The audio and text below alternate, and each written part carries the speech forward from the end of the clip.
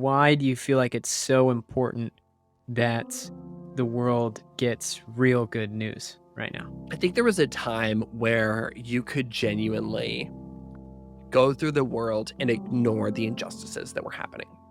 And specifically, I'll back up and say a certain kind of person could do that. A person like me could do that because I am not confronted by bad news on a daily basis. There are not shootings that impact my neighborhood and my family. I have enough food to eat, and most of my neighbors have enough food to eat. I am not unjustly targeted by police. Most policies from the government don't directly impact me in a negative way. Therefore, I have a unique ability to tune out from bad news, or at least historically I have.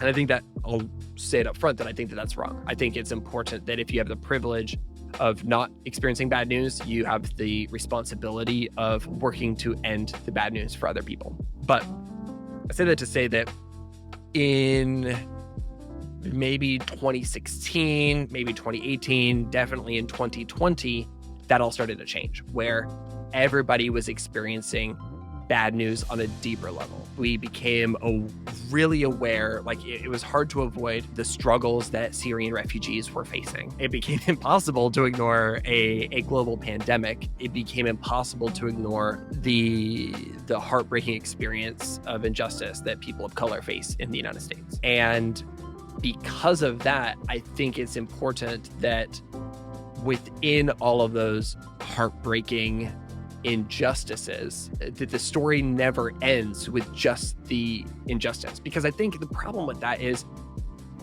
I know all these people who are just, they're consuming the news all day long. And again, I think it's important to consume some amount of news, but all it would do is just make them more angry and then more cynical. And then there's nothing to do with that emotion. And at Good, we believe that you should pay attention to the bad news of the world.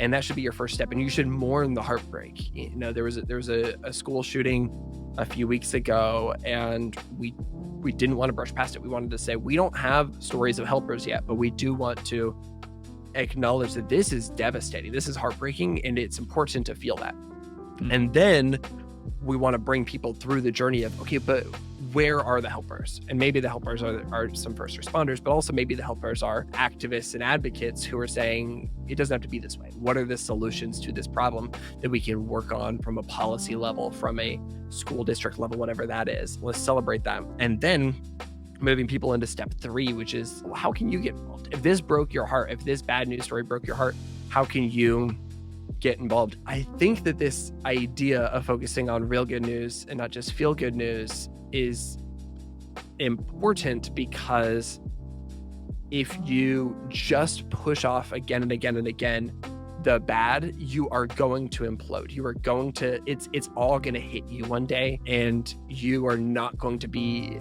a helpful helper because you're going to be so weighed down by the bad of the world. And when you take in the bad at the same pace that you're saying, okay, but where's the solutions and how can I be a part of it? Where's the solutions and how can I be a part of it? You keep on doing that. And it allows you to move from cynicism or apathy to hope and action. And I think when we all do that, imagine what the world could look like.